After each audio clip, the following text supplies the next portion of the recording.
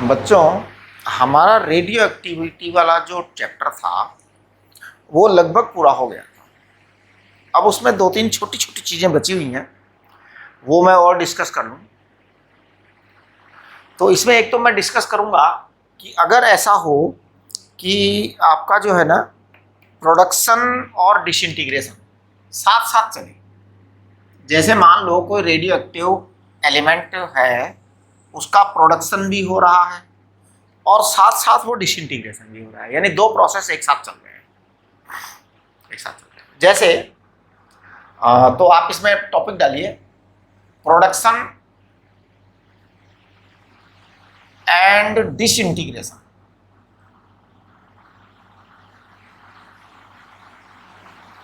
Production and disintegration going together. Production and disintegration going together, दोनों साथ साथ चलेंगे तो क्या घटना होगी, कैसे काम बनेगा, है ना। एक मिनट, चलिए। तो आप ध्यान दीजिए, जैसे मान लो यहां पर कोई मतलब कि कुछ है, नेचुरल कोई सोर्स है एक्स, और ये एक्स सोर्स लगातार ए बना रहा है, लगातार ए बना रहा है। तो ए के प्रोडक्शन रेट कांस्टेंट है एल्फा। मान लो कि alpha is production rate of A and it is constant, है ना। तो alpha is rate of production of A and it is constant. Constant मतलब ये कभी भी बदल नहीं रही है, मतलब ये एल्फा बन रहा है। लेकिन जैसे ही ए का बनना शुरू हुआ, वैसे ही क्या हुआ कि ए जो है वो डिसइंटीग्रेट होकर के बी में कन्वर्ट होना शुरू हो गया, और ये है आपका, इसका डीके कांस्टेंट है लैम्डा 1। तो अब आप देखो, हम कह रहे हैं कि at T equal to 0, at T equal to 0 N A जो है वो भी 0 है और एन बी भी 0 है, दोनों ही 0 है, दोनों ही 0। ठीक है, मतलब हमने किसी टाइम पर ये चालू हुआ अपना। अब बात ये है कि एक टाइम ऐसा आएगा जब ये अल्फा बन रहे होंगे और ये इधर डिसइंटीग्रेट हो रहा होगा। तो किसी टाइम पर at any time T, at any time T, at any time T, जो आपका ये ए जो है वो उसमें डिसइंटीग्रेट भी होने लग जाएगा, डिसइंटीग्रेट भी होने लग जाएगा। तो अब एन ए जो है उसकी क्या एक्यूमुलेशन रेट होगी, किस हिसाब से एन ए जो है अपने आप को कलेक्ट करेगा। तो देखो, एट एनी टाइम टी मैं कहूँगा D N A upon D T, D N A upon D T, इसे कहेंगे रेट ऑफ एक्यूमुलेशन ऑफ ए।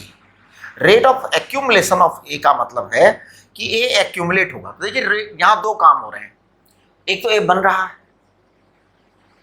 एक तो ए बन रहा है, और एक उसमें डिसइंटीग्रेट हो रहा है।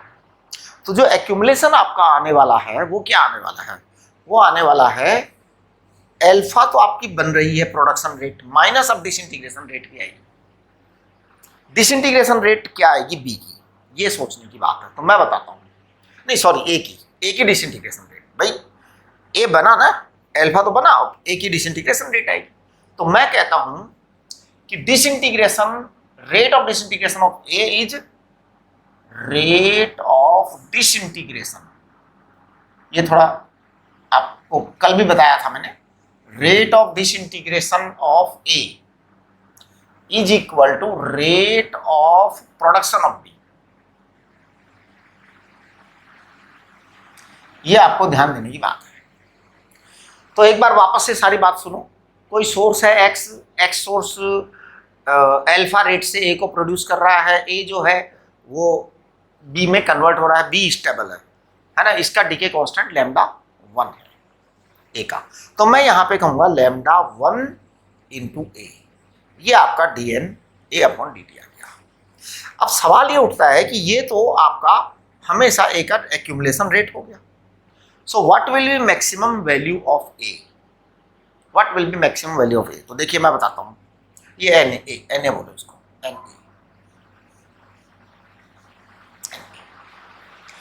एन ए है मैक्सिमम, मतलब ये एन ए तो उस समय का प्रेजेंट है कि कितने न्यूक्लियस प्रेजेंट है। ध्यान दो, टी इक्वल टू टी पर, टी इक्वल टू टी पर, है ना। एन ए बराबर है एन ए।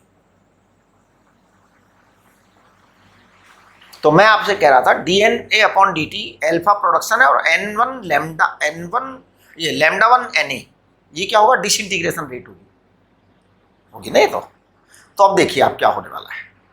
अब मैं कहूंगा कि for maximum N A, for maximum N A, देखिए मैक्सिमम तब होता है जब इसका ये डिफरेंशियल जीरो होगा।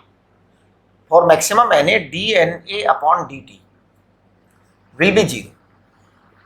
और पता है क्या हो जाएगा? ये आ जाएगा एन ए मैक्सिमम, ये मैक्सिमम नंबर आएगा हमेशा, इससे ज्यादा नहीं हो सकते किसी भी सूरत में, वो आएगा अल्फा अपॉन लैम्डा वन। ये मैक्सिमम से मैक्सिमम इतना हो सकता है, इससे ज्यादा नहीं हो सकता। एन ए कभी भी नहीं हो सकता इससे ज्यादा। अब आप देखो, मैं ये तो वो हो गया मैक्सिमम। अब मैं किसी भी मोमेंट पर एन ए की वैल्यू निकाल देता हूँ, एट जनरल मोमेंट, है ना। ये तो मैक्सिमम हो गया, इससे ज्यादा तो कभी बनेंगे ही नहीं, मतलब रहेंगे नहीं किसी भी मोमेंट पर एन ए के। चलिए अब हम इसकी जनरल वैल्यू निकाल देते हैं। तो बस जनरल वैल्यू निकालने के लिए मैं उस इक्वेशन को इंटीग्रेट कर रहा हूँ, आप देखना जरा, D N A upon alpha minus lambda one N A it is equal to D T. आप देखिए क्या किया है मैंने, ये जो चीज़ है ना, इसको मैं यहाँ ले आया और इसको यहाँ ले आया। अब मैं इसको इंटीग्रेट करूँगा, तो मैं इंटीग्रेशन करूँ और इसको मैं यहाँ से लिमिट रखूँगा 0 से t, यहाँ पर लिमिट रखूँगा 0 से n, a कोई भी वैल्यू है ना।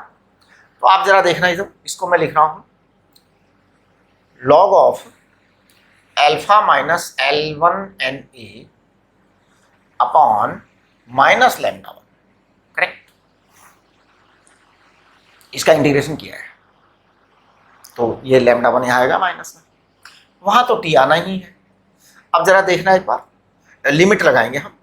लिमिट तो आपको 0 से लेके एन ए तक की लगानी है। एक बार आप चेक करिए, मैं यहाँ लाइन ड्रॉ कर देता हूँ। तो ये आ जाएगा log of alpha minus lambda one N A minus log of alpha, it is equal to minus lambda one into T. Check करो, ठीक है ना। तो अब आपका ये क्या आएगा? ये आपका आ गया है, इसको लिखो alpha minus lambda one N A upon alpha it is equal to E raise to power minus lambda one T, correct. उस एल्फा को उधर ले जाओ, तो ये आएगा alpha minus lambda one N A it is equal to alpha E raise to power minus lambda one T. Okay, चलिए अब ये आपके पास में क्या आ गया? एन ए आ गया। तो एन ए आपका देखो उधर, आप इसको उधर ले जाओ और उसको उधर ले आओ।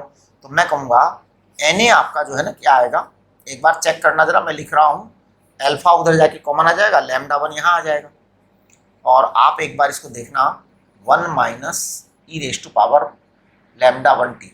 चेक करिए आप, ये एन ए आया है क्या? हाँ, तो ये एन ए जो है आ जाएगा। आप एक बार देखो किया क्या है। किया ये है कि एक सिचुएशन है नेचर के अंदर कि प्रोडक्शन और डिसइंटीग्रेशन साथ साथ चल रहे हैं। तो ये आपका यहाँ से पहले x से a बना, फिर वो b बना। यहाँ पे इसकी कांस्टेंट रेट थी प्रोडक्शन, किसी टाइम पर ये शुरू हुआ। अब शुरू हुआ तो देखो कैसी टाइम पर DNA अपॉन dt। ये DNA अपॉन dt क्या है? Rate of accumulation of a, है ना। तो ये अल्फा तो उसकी प्रोडक्शन रेट है। अब lambda one into N A क्या है? डिसइंटीग्रेशन रेट है। Production rate minus disintegration rate, वो एक्यूमुलेशन रेट होगी, करेक्ट। इनकम माइनस एक्सपेंसेस, वो आपका प्रोडक्शन रेट आ गया। फॉर मैक्सिमम एन ए आपका D N A upon D T zero आ जाएगा। एन ए मैक्सिमम आपका ये आ जाएगा। आप इसको जीरो करो, क्योंकि मैक्सिमम कब होगा, जब फर्दर एक्यूमुलेशन रुक जाएगा तब मैक्सिमम होगा, है ना। और फिर हमने जो है एन ए की जनरल वैल्यू निकाल दी जनरल टाइम पर, है ना। इस तरह से आप जो है वो निकाल सकते हैं कि किसी टाइम पर एन ए की वैल्यू क्या आएगी। अच्छा, सवाल ये उठता है कि बी क्या आएगा टाइम के साथ में। टाइम के साथ बी भी तो मतलब कि बन रहा है ना, तो मैं बताऊं आपको बी क्या होगा। जो किसी भी टाइम पर जो ए की डिसइंटीग्रेशन रेट होगी वही बी की एक्यूमुलेशन रेट होगी, है ना। आपके पास एन ए जनरल टाइम पर ये है, जनरल टाइम पर ये है, क्योंकि बी हमने स्टेबल कहा है। अगर बी स्टेबल है तो देखो क्या होगा, है ना। इफ बी इज स्टेबल,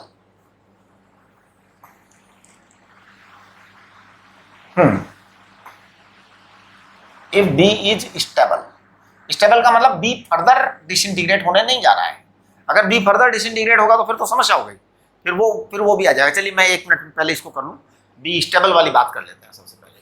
तो हमने कहा है rate of disintegration of A equal to rate of production of B, तो मैं कहूंगा डी एन बी सॉरी। अच्छा चलो मैं एक लाइन तो पहले ऐसी लिख दूं जो आपको थोड़ा सा सोचने को मजबूर कर दे, D N B upon D T, ये आपका बी का प्रोडक्शन रेट है ना। तो rate of production of B,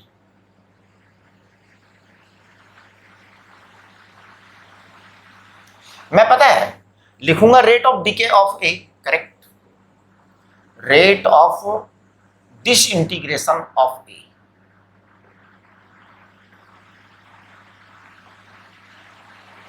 अब पता है मैं क्या लिखना चाह रहा हूं, मैं यहां पे एक इक्वल टू का साइन लगा रहा हूं और ऐसे कट कर रहा हूं और इसको लिख रहा हूं D N A upon D T.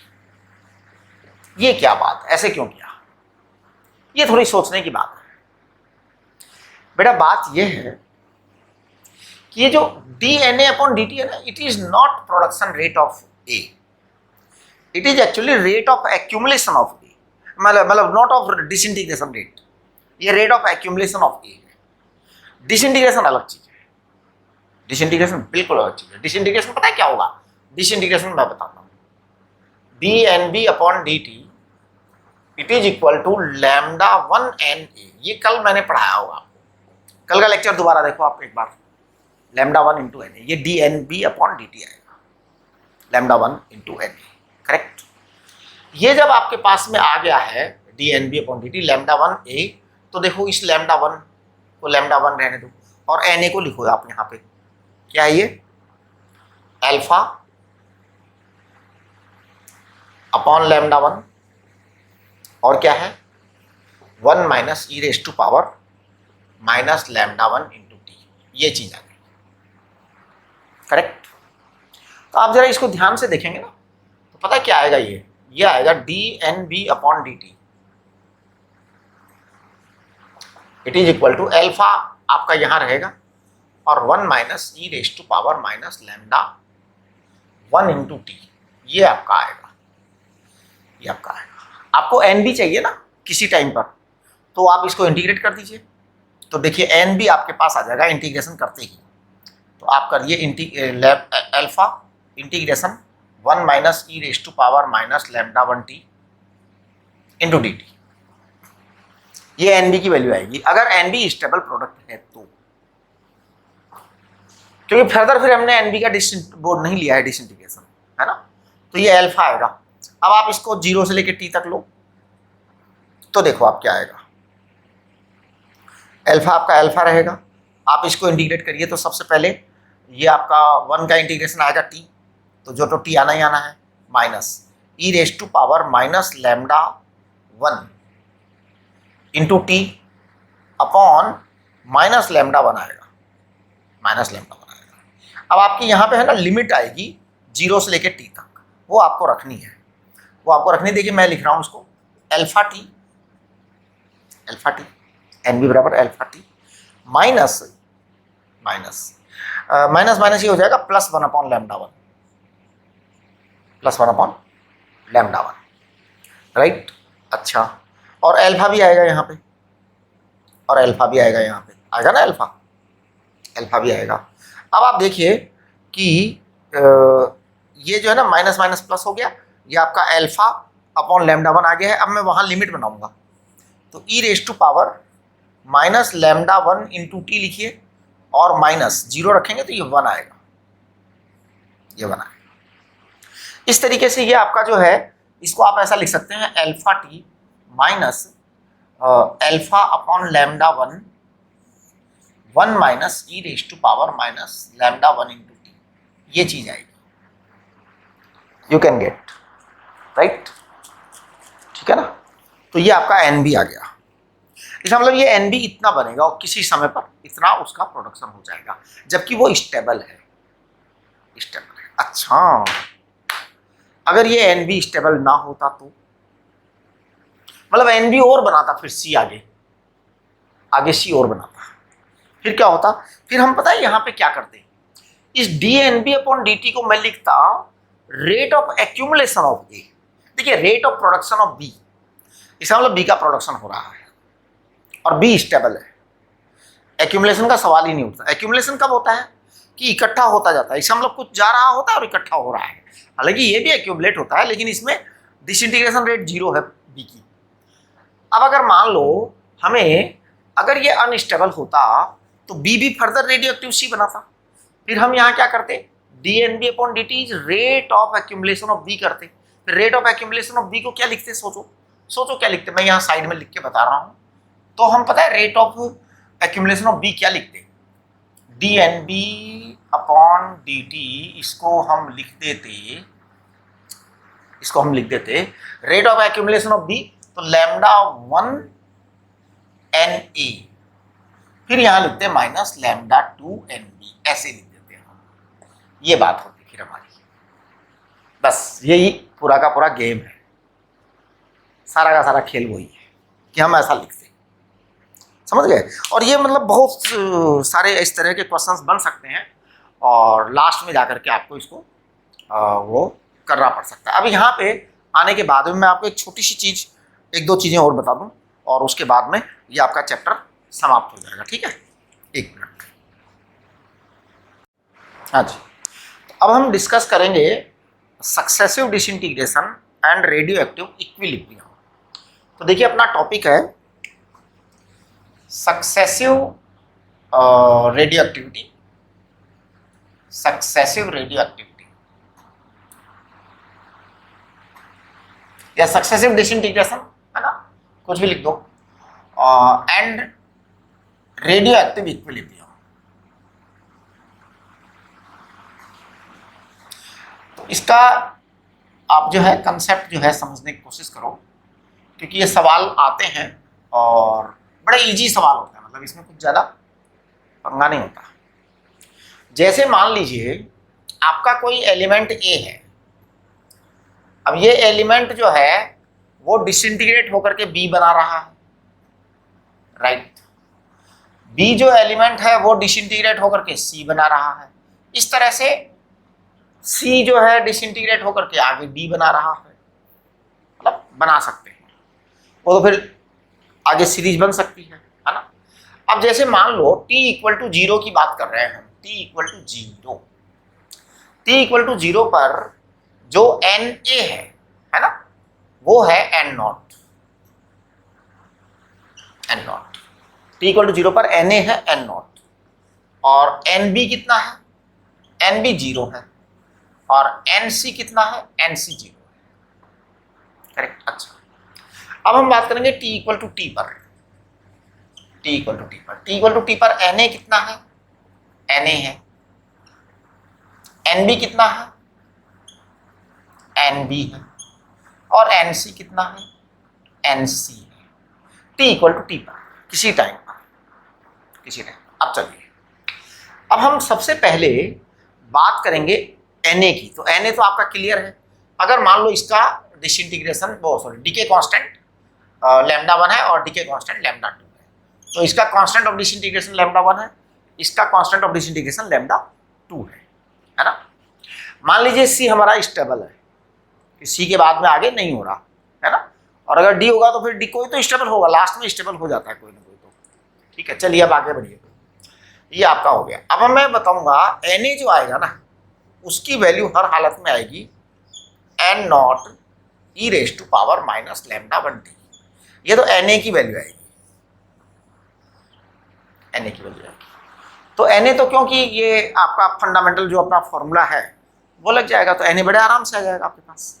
अब Nb और Nc, तो देखिए अब हम Nb और Nc की बात जब करेंगे, B की बात जब करेंगे, तो हम पहले बात करेंगे B की एक्यूमुलेशन रेट, B की एक्यूमुलेशन रेट। तो देखो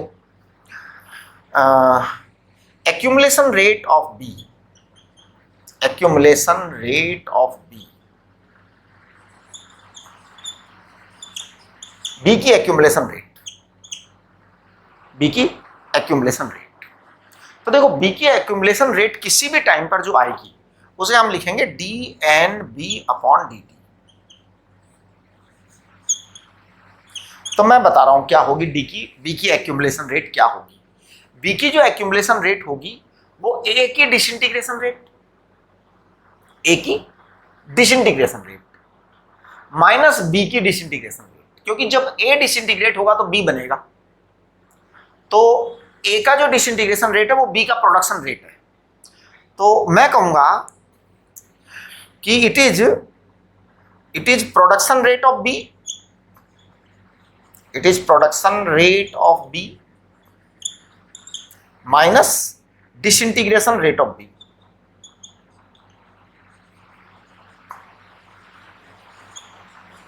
अब आप इसको थोड़ा सा पकड़िए कि production rate of B minus disintegration rate of B, product कितना हुआ, डिसइंटीग्रेट कितना हुआ, प्रोड्यूस माइनस डिसइंटीग्रेट, कितना पैदा हुआ कितना मरा, वो उसकी एक्यूमुलेशन रेट आएगी। तो मैं कहूंगा production rate of B is disintegration rate of A। Disintegration rate of A हमने आपको बताया था lambda 1 Na minus disintegration of rate वो B आएगा लैम्डा 2 Nb, ये आएगा, ये आपका आएगा करेक्ट। अच्छा, ये आपके एक्यूमुलेशन रेट ऑफ B आई है, एक्यूमुलेशन रेट ऑफ B आई है। अच्छा, अगर हमें इक्विलिब्रियम एस्टैब्लिश करना हो तो इक्विलिब्रियम क्या होता है, इक्विलिब्रियम तब होगा कि जब ये जितना प्रोड्यूस हो रहा है उतना ही डिसइंटीग्रेट हो जाए। तो कंडीशन ऑफ इक्विलिब्रियम जो है ना वो क्या आएगी, कंडीशन ऑफ इक्विलिब्रियम। इससे रिलेटेड काफी क्वेश्चन आते हैं कि कब इक्विलिब्रियम होगा, तो बस बड़ा ही सिंपल ये कंसेप्ट है। कंडीशन ऑफ इक्विलिब्रियम आएगा dNb upon dt zero,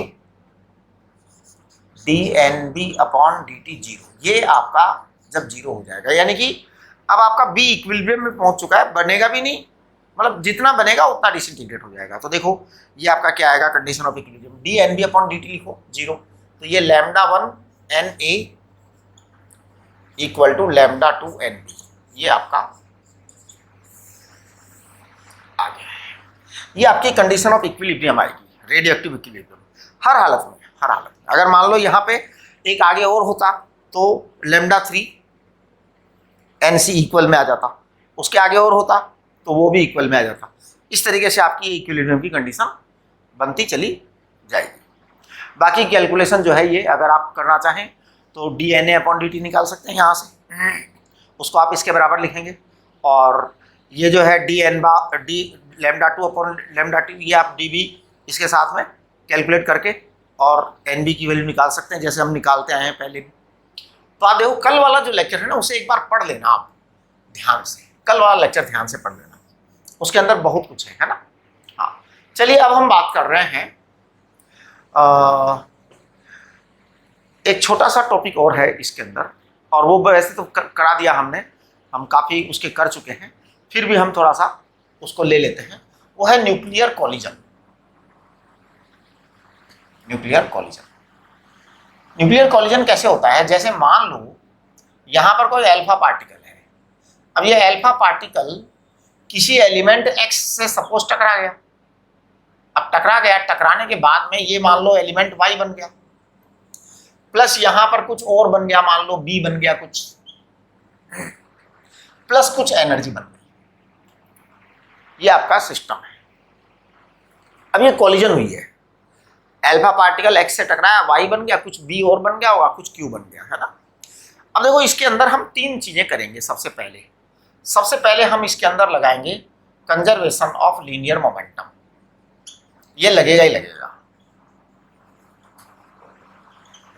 conservation of linear momentum.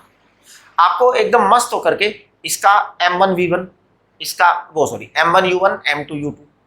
तो देखो मैं इसको क्या लिखूंगा कंजर्वेशन ऑफ लीनियर मोमेंटम को, कंजर्वेशन ऑफ लीनियर मोमेंटम को मैं लिखूंगा m1u1 प्लस m2u2 बराबर m3v3 प्लस m4v4, है ना।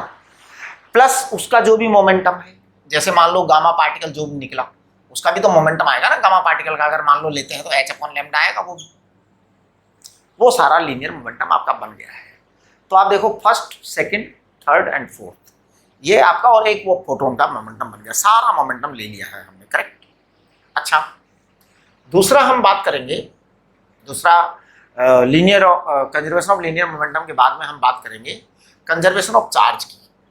ये बड़ी इंपॉर्टेंट चीज है, conservation of charge.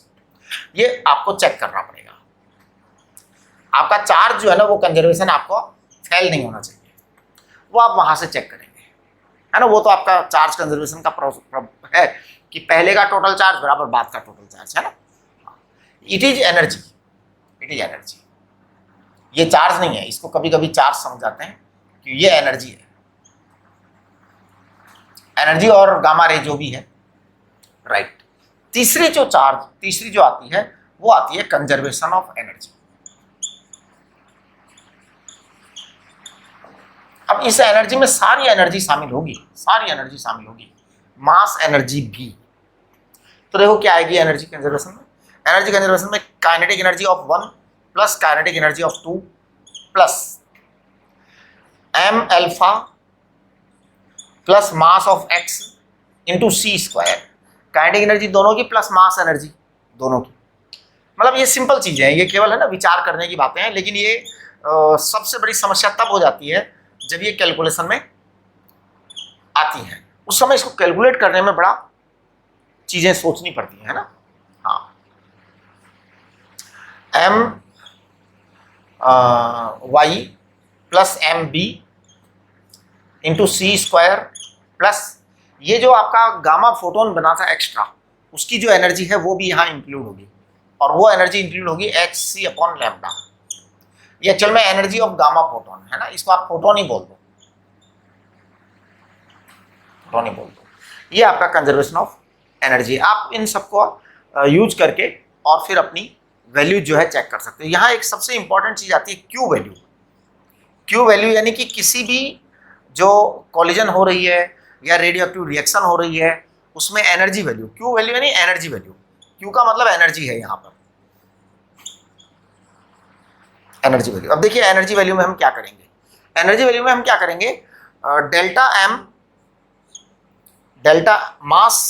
Delta mass into C square करेंगे, बस कुछ नहीं करेंगे, वो delta mass into C square करेंगे।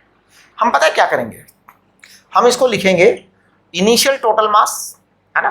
तो सिग्मा एम इनिशियल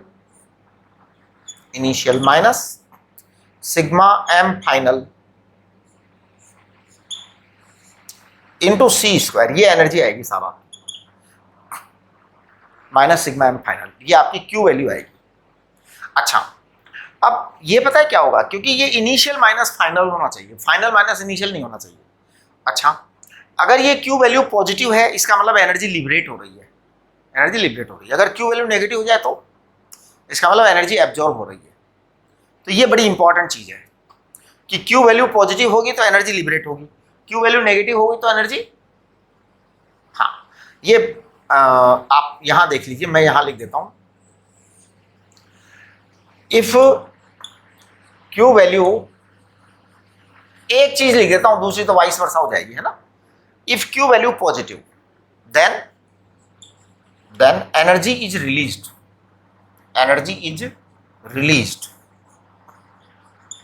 अच्छा। If Q value negative then energy is absorb, तो एनर्जी एब्जॉर्ब होगी, राइट। चलिए अब मैं यहाँ एक छोटी सी चीज और बताना चाहता हूँ। If binding energy increases, if binding energy increases, जैसे इनिशियल बाइंडिंग एनर्जी कुछ है, फाइनल बाइंडिंग एनर्जी कुछ है, मटेरियल की बाइंडिंग एनर्जी तो होगी ना, तो नेट बाइंडिंग एनर्जी इंक्रीज हो रही है। अगर नेट बाइंडिंग एनर्जी इंक्रीज हो रही है then Q value will be positive. ये एक बहुत महत्वपूर्ण बात है। जब जब बाइंडिंग एनर्जी बढ़ेगी तब तब Q वैल्यू पॉजिटिव होगी, Q वैल्यू पॉजिटिव होगी। यही न्यूक्लियर फिशन में होता है, यही न्यूक्लियर फ्यूजन में होता है। तो बाइंडिंग एनर्जी इंक्रीज होने का मतलब स्टेबिलिटी इंक्रीज हुई है। जब जब स्टेबिलिटी इंक्रीज होगी तब तब हमें एनर्जी मिलेगी, जब जब स्टेबिलिटी इंक्रीज होगी तब तब हमें एनर्जी मिलेगी। देखो नेचर ने कितना जबरदस्त अरेंजमेंट कर रखा है, यानी कि अगर स्टेबिलिटी बढ़ती है नेचर में तो हमें एनर्जी मिलेगी, हमें एनर्जी मिलेगी। यही हाइड्रोलिक पावर प्लांट का कंसेप्ट है कि पानी जो है ऊपर से गिरता है तो स्टेबिलिटी आती है, स्टेबिलिटी आती है तो हमारे को इलेक्ट्रिक एनर्जी मिलती है। जब जब नेचर में स्टेबिलिटी आएगी तब तब हमें एनर्जी मिलेगी, यानी nature is tending towards the stability. सारी सब जगह, यहां वहां जहां तहां मत पूछो कहां कहां, सब जगह ऐसा ही हो रहा है।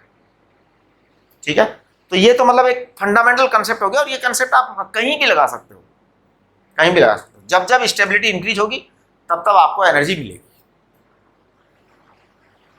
ठीक है, चलिए नमस्ते। अच्छा इसके है ना, देखो आप ये मॉडर्न फिजिक्स आपका कंप्लीट हो चुका है, सारे क्वेश्चन कर लो, डीपीपी वगैरह सब कंप्लीट कर लो।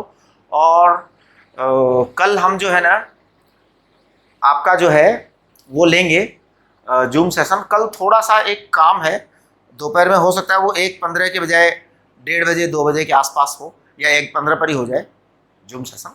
ठीक है ना, वो डिपेंड करेगा कि एक्चुअल में क्या है। ये जो बोर्ड है ना हमारा, ये बोर्ड बड़ा परेशान करने लग गया, इसके अंदर मिटता बड़ा मुश्किल से है, तो हम इसको चेंज करवा रहे हैं बोर्ड को।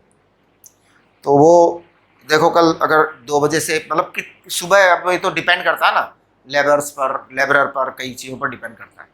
चलिए, तो हो सकता है जूम सेशन 1:15 के बजाय 1:30 बजे 2 बजे तक हो। राइट, चलिए ओके।